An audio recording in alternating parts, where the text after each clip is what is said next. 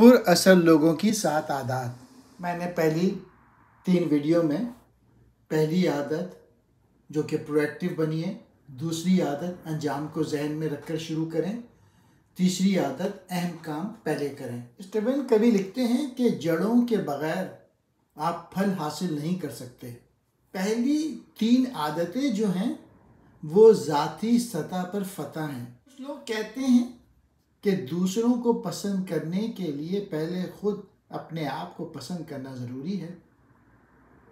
میرے خیال میں اس بات میں وزن تو ہے، لیکن اگر آپ خود کو جانتے ہی نہیں، اپنے اوپر کنٹرول ہی نہیں رکھتے، تو پھر اپنے آپ کو پسند کرنا بہت مشکل کام ہے۔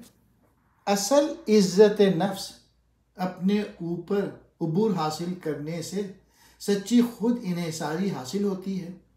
عادت نمبر 1، 2 اور 3 کا یہی مرکز ہے۔ خود انحصاری ایک مارکہ ہے، جبکہ باہمی انحصار ایک ایسی چوائس ہے کہ جو صرف خود مختار لوگ ہی کر سکتے ہیں۔ جب تک کہ ہم سچی خود مختاری حاصل کرنے کے لیے تیار نہیں ہوتے، اس وقت تک انسانی تعلقات میں ترقی حاصل کرنے کے جوہر کی خواہش حماقت ہے۔ سب سے اہم چیز جو ہم اپنے تعلقات کو دے سکتے ہیں، وہ نہ تو وہ ہے جو ہم کہتے ہیں اور نہ وہ جو ہم کرتے ہیں۔ تعلقات کے لیے سب سے اہم ہم خود ہیں جو ہم ہیں، اور اگر ہمارے الفاظ یا ہمارے کام ہمارے سچے اندر کردار کی اخلاقیات کے بجائے سطحی انسانی تعلقات کی ٹیکنیکوں سے ملوث ہوں، تو لوگ ہمارے دھورے پن کو بھاپ لیں گے۔ ہم جیسے ہی خود مختار بنتے ہیں، یعنی درست اصولوں کو اپناتے ہیں، اپنی ترجیحات کے مطابق ایک وقار کے ساتھ کام کرتے ہیں، تبھی ہم باہمی انحصار کا چناؤ کرنے کے قابل ہوتے ہیں، یعنی دوسروں کے ساتھ سچے، گہرے، دیرپا اور اچھے نتائج پیدا کرنے والے تعلقات بنا اور نبھا سکتے ہیں۔ باہمی انحصار کی عادات نمبر 4، 5 اور 6 ہے جذباتی بینک اکاؤنٹ۔ ہم سب کو معلوم ہے کہ بینک اکاؤنٹ کیا ہوتا ہے۔ ہم بینک اکاؤنٹ میں پیسے جمع کرواتے ہیں اور انہیں وہاں جمع ہونے دیتے ہیں تاکہ وقت ضرورت رقم نکلوائی جا سکے۔ جذباتی بینک اکاؤنٹ ایک استعارہ ہے جو ہمیں یہ بتاتا ہے کہ تعلقات میں کس قدر اعتماد جمع ہو چکا ہے۔ یہ آپ کا دوسرے انسان کے ساتھ حفاظت کا احساس ہے۔ اگر میں آپ کے ساتھ جذباتی بینک اکاؤنٹ میں ایمانداری، خوش اخلاقی، خوش دلی اور وعدوں کی پابندی جمع کرواتا ہوں، تو میں ایک سرمایہ جمع کر لوں گا۔ آپ کا میرے اوپر اعتماد بہت بڑھ جائے گا اور میں اس اعتماد کا جب چاہے فائدہ اٹھا سکتا ہوں۔ کئی مرتبہ میں غلطیاں بھی کر سکوں گا، لیکن میرے جذباتی اکاؤنٹ میں اعتماد کا جو لیول ہوگا وہ اس کا مداوع کر لے گا۔ لیکن دوسری طرف اگر میری عادات بد اخلاقی کی ہیں، میں آپ کی عزت نہیں کرتا، آپ کو بلا وجہ ٹوکتا رہتا ہوں، غیر ضروری طور پہ غصہ دکھاتا ہوں، آپ کو نظر انداز کر کے سطحی ہو جاتا ہوں، آپ کے اعتماد کو ٹھیس پہنچاتا ہوں، آپ کو ڈراتا دھمکاتا ہوں اور آپ کی زندگی میں ایک بے رحم خدا بن جاتا ہوں، تو پھر میں اپنے جذباتی بینک اکاؤنٹ میں قرضے پر چل رہا ہوں۔ اعتماد کا لیول بہت گھٹ جائے گا اور میرے پاس کیا لچک کی گنجائش رہے گی؟ کچھ بھی نہیں۔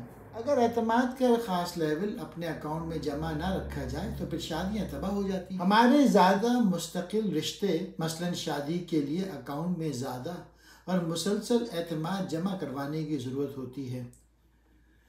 اگر آپ کو اچانک کئی سال کے بعد اپنے اسکول کا کوئی قریبی دوست مل جائے تو آپ اس کے ساتھ وہیں سے اپنے تعلق شروع کر سکتے ہیں جہاں آپ نے چھوڑا تھا، اس لیے کہ آپ کے اکاؤنٹ میں پہلے سے جمع شدہ کافی اعتماد پڑا ہوتا ہے۔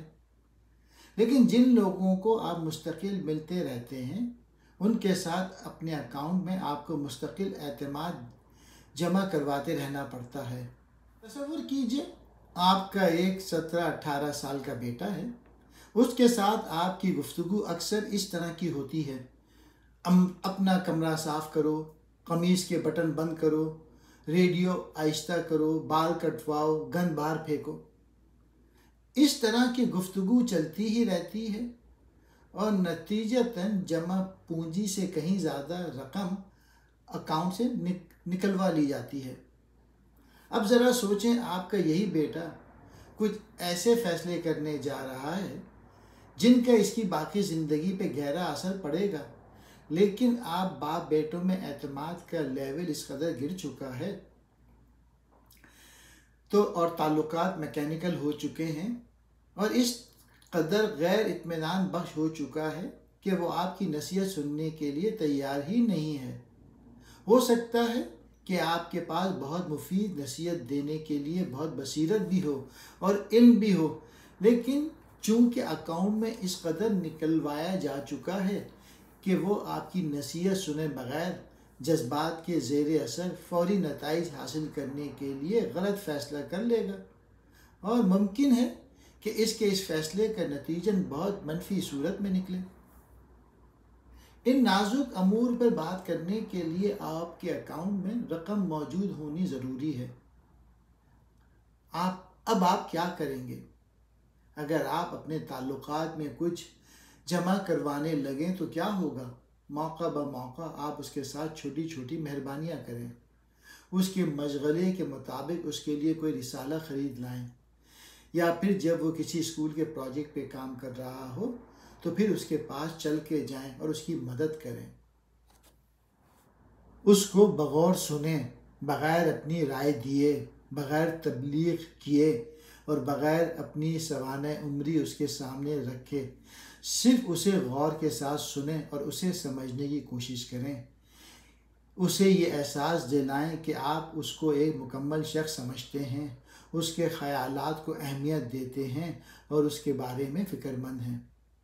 शुरू में शायद वो कोई रद्द अमल ना दिखाए और ये भी मुमकिन है कि वो आप पर शक करे, वालिद साहब अब क्या चक्कर चला रहे हैं, इस दफ़ा अम्मी जान क्या हरबा इस्तेमाल कर रही हैं।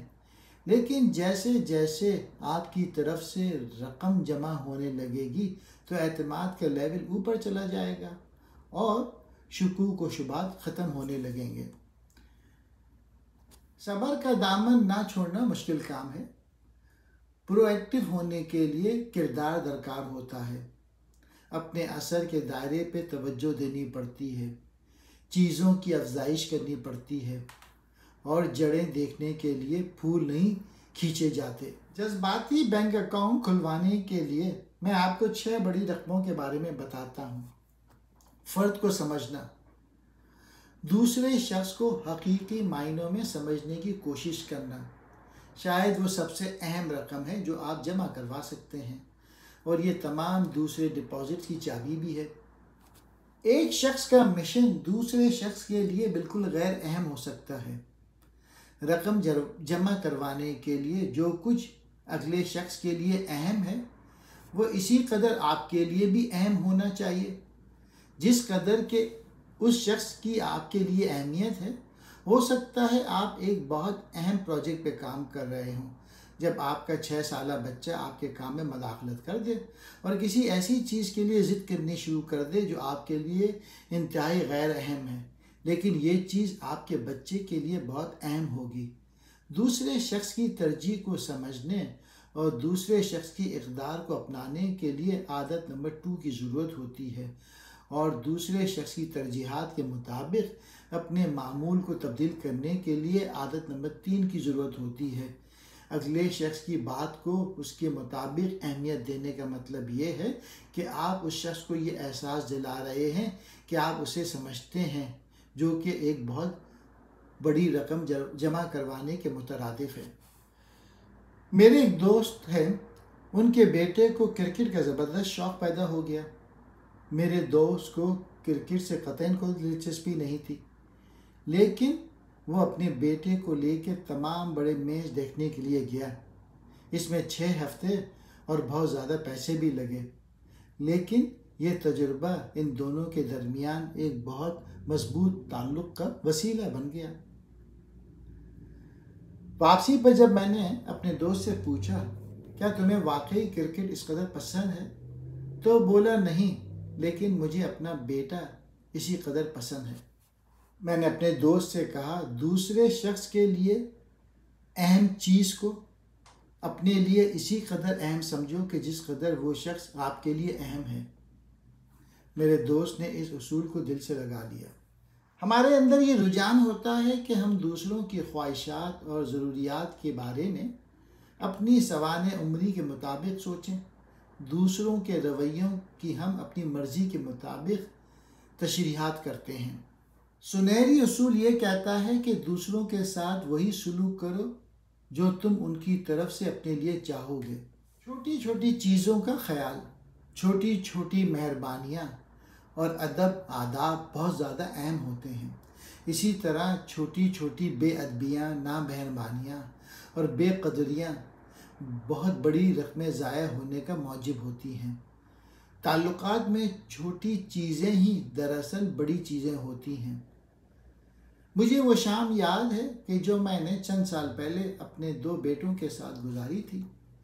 یہ باپ بیٹوں کی ایک طے شدہ سیر و تفریح تھی جس میں جمناسٹک بھی تھا، ریسلنگ کا میچ بھی تھا اور ایک فلم بھی تھی۔ فلم کے دوران میرا 4 سالہ بچہ شان سو گیا۔ اس کا بڑا بھائی 6 سالہ اسٹیفن جاگتا رہا اور باقی کی فلم ہم دونوں ہی نے دیکھی۔ جب فلم ختم ہو گئی تو میں نے شان کو اپنی باہوں میں اٹھایا، ہم کار تک گئے اور میں نے اسے پچھلی سیٹ پہ لٹا دیا۔ اس رات بہت زیادہ سردی تھی، لہٰذا میں نے اپنا کوٹ اتارا اور شان کے اوپر اور سائڈوں پر ڈال دیا۔ جب ہم گھر پہنچے تو میں نے جلدی سے شان کو اس کے کمرے میں پہنچایا۔ جب اسٹیفن نے سلیپنگ سوٹ پہن لیا تو میرے ساتھ بیڈ پہ لیٹ گیا اور ہم اس پورے دن کے بارے میں باتیں کرنے لگے۔ اسٹیفن تمہیں آج کیسا لگا؟ بہت اچھا، اس نے جواب دیا۔ میرے بیٹے نے پوچھا ڈیڈی اگر مجھے سردی لگ رہی ہو تو آپ میرے گرد بھی اپنا کوٹ لپیٹ دیں گے؟ اس شام کی تمام خاص باتوں اور تفریح میں سے اسے یہ معمولی سی مہربانی سب سے زیادہ اہم لگی جو میں نے اپنے چھوٹے بیٹے کے لیے کی تھی۔ میرے لیے اس واقعے میں کیا زبردست ذاتی سبق تھا، بلکہ اب بھی ہے۔ اندر سے لوگ بڑے نازک اور حساس ہوتے ہیں۔ وعدہ نبھانا۔ وعدہ نبھانا ایک بڑی رقم جمع کروانا ہے اور وعدہ توڑنا ایک بڑی رقم نکلوانے کے مترادف ہے۔ در حقیقت شاید اس سے بڑی رقم نکلوائی ہی نہیں جا سکتی کہ دوسروں کے ساتھ وعدہ کیا جائے اور اس کے لیے بہت اہم ہو اور پھر اسے پورا نہ کیا جائے۔ بحیثیت والد کے میں نے کوشش کی ہے کہ یہ فلسفہ اپناؤں کہ کوئی ایسا وعدہ نہ کروں جسے پورا نہیں کر سکتا۔ اس لیے ایک تو میں وعدے بہت کم کرتا ہوں اور دوسرے کرتے ہوئے بہت احتیاط سے کام لیتا ہوں کہ کتنی ایسی باتیں ہو سکتی ہیں جو مجھے یہ وعدہ پورا کرنے کے آڑے آ سکتی ہیں۔ میرا یقین ہے کہ اگر آپ اپنی اس عادت کو پختہ کر لیں کہ اپنے بچوں، دوستوں، والدین کے ساتھ جو وعدہ کریں پورا کریں تو آپ کے درمیان ایک اعتماد کامل بن جائے گا۔ توقعات کو واضح انداز میں سمجھنا۔ اس دشواری کو تصور کریں جو آپ کے اور آپ کے باس کے درمیان اس بات پہ پیدا ہو سکتی ہے کہ آپ کی ملازمت میں ذمہ داریوں کی تفصیل لکھنا کس کی ذمہ داری ہے۔ تقریباً تمام تعلقات کے مسائل کی جڑ میں ذمہ داریوں اور مقاصد کے بارے میں متصادم اور غیر واضح توقعات ہوتی ہیں۔ اصل رقم جمع کروانا یہ ہے کہ شروع ہی میں توقعات کے بارے میں بالکل صاف انداز میں وضاحت پیدا کر لی جائے۔ اس کے لیے وقت بھی درکار ہوتا ہے اور کوشش بھی، لیکن یہ آگے چل کے بہت سے وقت اور کوشش کو بچا بھی لیتی ہے۔ ذاتی تشخص کا اظہار۔ ذاتی تشخص اعتماد کا پیش خیمہ بنتا ہے اور بڑی بڑی رقمیں جمع ہونے کا موجب بنتا ہے، اور اس کا فقدان اعتماد پیدا کرنے کی تمام دوسری کوششوں کو پیچھے چھوڑ دیتا ہے۔ لوگ دوسروں کو سمجھنے کی کوشش کر سکتے ہیں، چھوٹی چھوٹی چیزوں کی اہمیت سے واقف ہو سکتے ہیں، اپنے وعدوں کے پکے ہو سکتے ہیں، توقعات پہ پورا اتر سکتے ہیں، لیکن ان تمام چیزوں کے باوجود اگر ان میں ذاتی تشخص کا فقدان ہے اور وہ اندر سے دوغلے ہیں تو پھر وہ دوسروں کے ساتھ اعتماد کے لیول کو نہیں بڑھا سکتے۔ تشخص میں ایمانداری تو شامل ہوتی ہی ہے، لیکن دراصل یہ اس سے بڑھ کر ہے۔ ایمانداری سچ کا دوسرا نام ہے، دوسرے لفظوں میں بات کو حقیقت کے عین مطابق کہنا۔ تشخص اپنے الفاظ کو حقیقت بنا لینے کا نام ہے، دوسرے لفظوں میں وعدوں کو پورا کرنا اور توقعات پہ پورا اترنا۔ اس کے لیے ایک مربوط کردار کی ضرورت ہوتی ہے، اپنے ساتھ اور زندگی کے ساتھ یکتائی کی ضرورت ہوتی ہے۔ اپنے تشخص کے اظہار کا سب سے اہم طریقہ یہ ہے کہ ان لوگوں کے ساتھ وفادار رہو جو موجود نہ ہو، غیبت نہ کرو۔ ایسے کرنے سے ہم ان لوگوں میں اعتماد پیدا کرتے ہیں جو موجود ہوتے ہیں۔ جب آپ غیر حاضر لوگوں کا تحفظ کرتے ہیں تو ایسے میں آپ لوگوں کا اعتماد حاصل کر لیتے ہیں۔ جب آپ غیبت کرتے ہیں، پیٹھ پیچھے باتیں کرتے ہیں، یہی دوغلا پن ہوتا ہے۔ کیا ایسے میں آپ مجھ پر اعتماد کر سکتے ہیں؟ تشخص کا مطلب یہ بھی ہوتا ہے کہ ایسے تعلق اور ابلاغ سے اجتناب کیا جائے جو بہروپ اور دھوکے پر مبنی ہو اور جو دوسروں کی عزت کو اہم نہ سمجھے۔ غلطی کرنے پر پرخلوص معافی مانگنا۔ جب ہم جذباتی بینک اکاؤنٹ سے رقم نکلوا لائیں تو پھر ہمیں معذرت کرنی چاہیے اور پورے خلوص کے ساتھ کرنی چاہیے۔ میں غلطی پہ تھا، یہ میری نامہربانی تھی، میں نے آپ کی عزت افزائی نہیں کی، میں نے آپ کو وہ رتبہ نہیں دیا جو مجھے دینا چاہیے تھا، آئی ایم ویری سوری، میں نے آپ کے دوستوں کے سامنے آپ کو شرمندہ کیا، حالانکہ اس کی کوئی ضرورت نہیں تھی۔ مصیبت زدہ بندہ تو معافی مانگ ہی لیتا ہے، لیکن دل سے فوری معافی مانگنے کے لیے کردار کی مضبوطی کی ضرورت ہوتی ہے۔ صحیح معنوں میں معافی مانگنے کے لیے بندے کا اپنے اوپر اعتماد اور بنیادی اصولوں اور اقدار میں گہرا احساس تحفظ درکار ہوتا ہے۔ اندرونی عدم تحفظ کے شکار لوگ ایسا نہیں کر سکتے۔ معافی کا تصور انہیں بہت کمزور کر دیتا ہے، انہیں یوں لگتا ہے کہ وہ بہت نرم ہو گئے ہیں اور انہیں یہ ڈر لگتا ہے کہ دوسرے ان کی اس کمزوری سے فائدہ اٹھا لیں گے۔ کمزور ہی ظالم ہوتے ہیں، صرف مضبوط شخص سے ہی اخلاق کی توقع کی جا سکتی ہے۔ پرخلوص معافی مانگنا رقم جمع کروانا ہے اور بار بار جھوٹی معافیاں مانگنا رقم نکلوانا ہے۔ اس سے تعلقات کی کوالٹی میں فرق پڑتا ہے۔ غلطی کرنا ایک بات ہے اور غلطی کر کے نہ ماننا ایک مختلف بات ہے۔ پیار کے اصول اور زندگی کے اصول۔ جب ہم غیر مشروط پیار کی رقم جمع کرواتے ہیں اور جب ہم پیار کے اصولوں کے مطابق زندگی بسر کرتے ہیں تو دراصل ہم دوسروں کی اصولوں کے مطابق رہنے کی حوصلہ افزائی کر رہے ہیں۔ دوسرے لفظوں میں جب ہم بغیر کسی شرط کے دوسروں سے حقیقی معنی میں پیار کرتے ہیں تو ہم ان کی پوری شناخت، قدر و قیمت اور تشخص کے ساتھ محسوس کرنے میں مدد کرتے ہیں۔ ان کی فطری نشو و نما کے عمل کی حوصلہ افزائی ہوتی ہے۔ ہم ان کے لیے زندگی کے قوانین کے مطابق رہنا آسان کر دیتے ہیں، یعنی تعاون، مدد، خود انتظامی اور تشخص۔ چلیں اب عوامی فتح کی ہر عادت کو ذرا گہرے انداز میں دیکھتے ہیں، جو کہ عادت نمبر 4، 5 اور 6 ہے۔ عادت نمبر 4، جیت سوچیے۔ انسانی تعلقات کے 6 زاویے ہائے نظر ہیں۔ جیت کوئی ٹیکنیک نہیں، بلکہ یہ انسانی تعلقات کے حوالے سے پورا ایک فلسفہ ہے، بلکہ در حقیقت یہ انسانی تعلقات کے 6 زاویے ہائے نظر میں سے ایک ہے۔ इस सिलसिले के दूसरे जाविया हाय नज़र ये हैं: जीत हार, हार जीत, हार हार, जीत और जीत, जीत या नो डील। आपको दोबारा बता देता हूँ, ये 6 ये हैं: जीत जीत, जीत हार, हार जीत, हार हार, जीत या फिर जीत या नो डील। जीत जीत दिल और दिमाग की एक कैफियत या सोच का एक अंदाज़ा है जो हर इंसानी ताल्लुक़ में बाहमी फ़ायदे की तलाश में रहता है। जीत जीत का मतलब ये है कि मुआहदों या मसलों के हल अपने अंदर बाहमी फ़ायदे और इत्मीनान लिए हुए हैं। तमाम मुताल्लिक़ा लोग फ़ैसले के बारे में अच्छा महसूस करें और तय हो जाने वाली चीज़ों को अपनी ज़िम्मेदारी समझें। जीत जीत ज़िंदगी को ताउन के हवाले से देखती है, मुकाबले की नज़र से नहीं। ज़्यादातर लोग चीज़ों को मुख्तलिफ अंदाज में देखते हैं: ताकतवर या कमज़ोर, सख्त या नरम, जीत या हार। लेकिन इस किस्म की सोच बुनियादी तौर पे कमज़ोर होती है।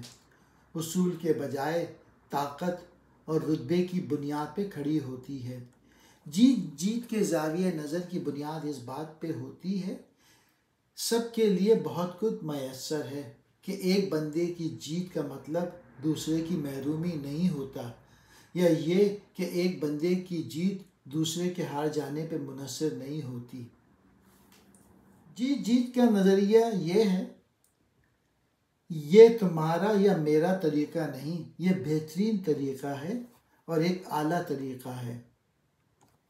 जीत हार, जीत जीत का एक मुतबादिल जीत हार है। जीत हार एक कायदाना अंदाज की अप्रोच है। मुझे मेरा हिस्सा मिल गया है लेकिन तुम्हें तुम्हारा ना मिले। जीत हार के मकतबे फ़िक्र के लोग अपना मकसद हासिल करने के लिए अपनी पोजीशन, ताकत, रुतबा, मलकियत और शख्सियत को इस्तेमाल करते हैं। बहुत से लोग जीत हार के ज़ाविये नज़र ही को इस्तेमाल करना जानते हैं और ये बचपन से गहरे तौर पे उनके अंदर उतर चुका होता है। सबसे पहले और सबसे अहम अंदाज में जब एक बच्चे का दूसरे के साथ मुकाबला किया जाता है और जब इन मुकाबलों के नतीजे के तौर पे सब्र, समझ और प्यार खींच लिया जाता है, तो लोग जीत हार की सोच के तहत अमल कर रहे होते हैं। जब भी प्यार मशरूत अंदाज में लिया जाता है, जब भी किसी को मेहरबानी या मोहब्बत करनी पड़ती है, तो दरअसल उसे हम ये पैगाम दे रहे होते हैं कि मोहब्बत उसका हक़ नहीं या वो इसके काबिल नहीं, उनकी कदर व कीमत उनके अंदर नहीं बल्कि बाहर है। मशरूत मोहब्बत के हवाले से ऐसे में छोटे से दिल और दिमाग पे क्या गुजरती है? अगर मैं अपने भाई से बेहतर हूँगा तो वालिदैन का ज़्यादा प्यार हासिल कर सकूँगा। हार जीत, लेकिन कुछ लोगों की प्रोग्रामिंग उलट होती है, यानी हार जीत के मुताबिक मैं हारा तुम जीते, चलो आओ मुझसे जीत जाओ, मुझे रोंद कर आगे निकल जाओ, हर कोई ऐसा ही करता है, मैं हारने वालों में से हूँ और मैं हमेशा हारा हूँ, मैं अमन कायम करने वाला हूँ और मैं अमन कायम करने के लिए कुछ भी कर सकता हूँ। हार जीत, जीत हाथ से भी बदतर है, क्योंकि इसमें तो कोई मयार होता है, ना कोई तकाज़ा होता है, ना कोई तवक्कुआत होती हैं और ना तसव्वुर होता है। जो हार जीत में सोचते हैं वो आपको फ़ौरन खुश करना चाहते हैं। उनकी ताकत और मकबूलियत दूसरों को मान लेने में होती है। उनके अंदर अपने एहसासात और सोचों के इजहार का बहुत कम हौसला होता है। वो दूसरों की अना और क़ुव्वत से फ़ौरन मरूब हो जाते हैं और नीचे लग जाते हैं। गुफ्त व शनीद और लेन देन में हार जीत सिर्फ अतात होती है, जिसमें या तो किसी के आगे हथियार डाल दिए जाते हैं और या फिर खुद ही हार मान ली जाती है। लीडरशिप स्टाइल में इसका मतलब होता है हर चीज़ की इजाज़त दे देना और चश्मे पोशी से काम लेना। हार जीत का मतलब ہوتا ہے اچھا بچہ بن کے رہنا چاہیے۔ یہ اچھا بچہ ہمیشہ ہارتا ہی ہے۔ ہار جیت والے لوگوں کو بڑا اچھا جانتے ہیں، کیونکہ یہ ان کی خوراک ہوتے ہیں۔ یہ ان کی کمزوریوں کو بڑا پسند کرتے ہیں اور ان سے فائدہ اٹھاتے ہیں۔ ان کی کمزوریاں ان کی طاقت کے بڑھنے کا باعث بنتی ہے۔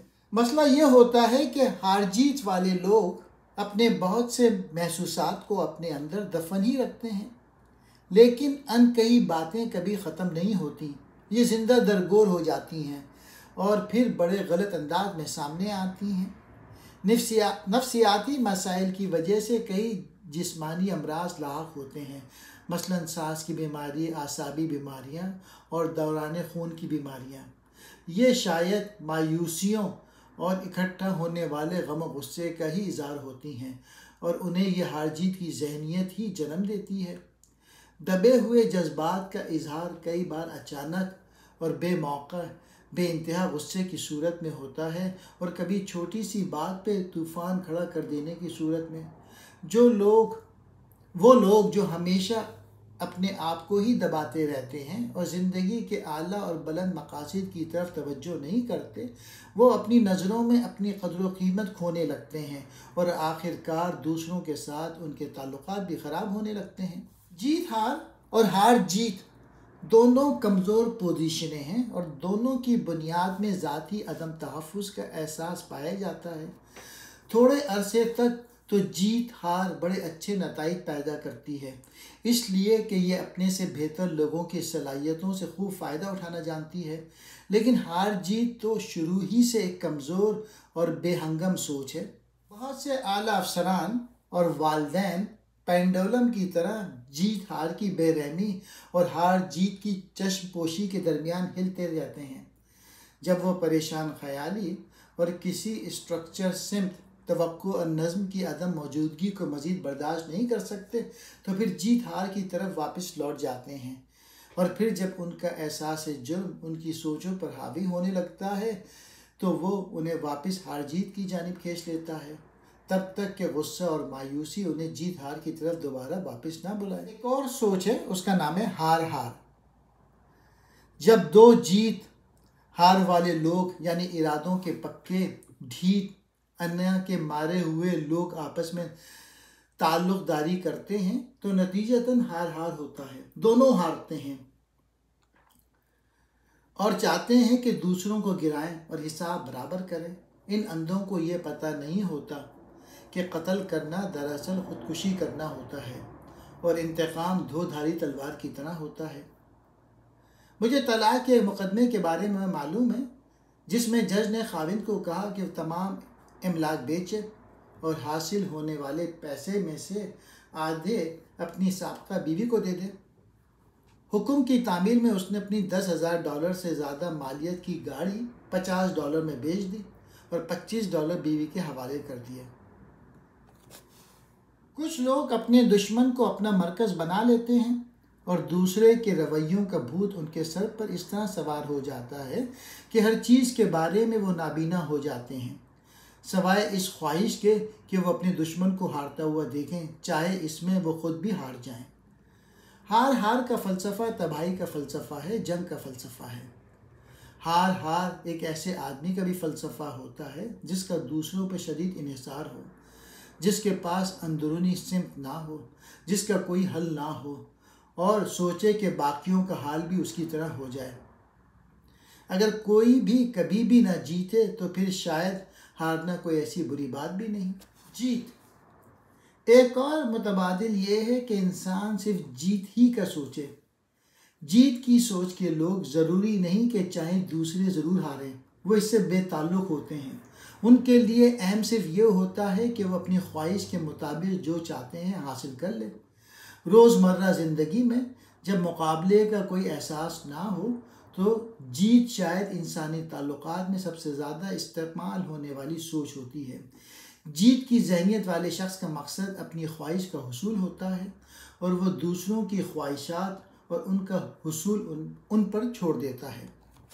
کون سا انتخاب سب سے بہتر ہے؟ اب تک زیر بحث آنے والے 5 فلسفوں جیت جیت جیت ہار ہار جیت ہار ہار اور جیت میں سب سے مؤثر کون سا ہے؟ اس کا جواب ہے یہ حالات پہ منحصر ہے۔ اگر آپ فٹ بال کا میچ جیت جائیں تو اس کا مطلب یہ ہے کہ آپ کی مخالف ٹیم ہار گئی۔ اگر آپ ایک ریجنل دفتر میں کام کرتے ہیں جو دوسرے ریجنل آفس سے میلوں دور ہے اور آپ کا اس دفتر سے کوئی دفتری رابطہ نہیں، تو ممکن ہے کہ آپ اس دفتر کے ساتھ جیت ہار کے تحت مقابلہ کریں تاکہ بزنس کو تحریک مل سکے۔ لیکن ایک ہی دفتر کے اندر آپ جیت ہار کی صورتحال پیدا نہیں کریں گے۔ یہاں تو آپ کو دوسرے لوگوں اور ان کے گروپس کے ساتھ تعاون کی ضرورت ہے تاکہ آپ زیادہ سے زیادہ کامیابی حاصل کریں۔ لہٰذا بہترین انتخاب وقت کی حقیقت پر منحصر ہوتا ہے۔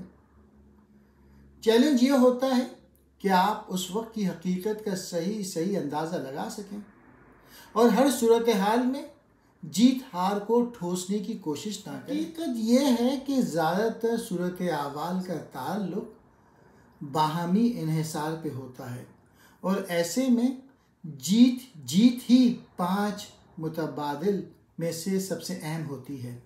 یہ 4 سوچوں کے طریقے ہیں: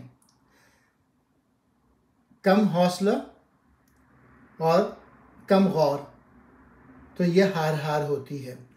زیادہ حوصلہ اور کم غور جیت ہار ہوتی ہے۔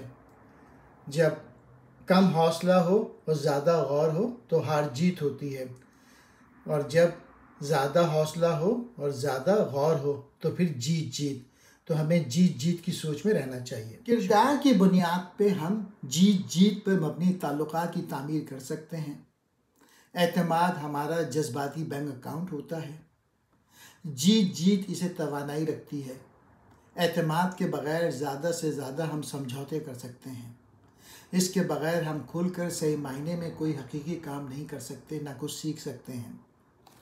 آپ جس قدر مضبوط ہوں گے، یعنی جتنا آپ کا کردار خالص ہوگا، جتنا آپ کا پرو ایکٹیو کا لیول بلند ہوگا، جتنا آپ جیت جیت کے لیے ذہنی طور پہ آرزومند ہوں گے، اس قدر دوسرے شخص پر آپ اثر انداز ہو سکیں گے۔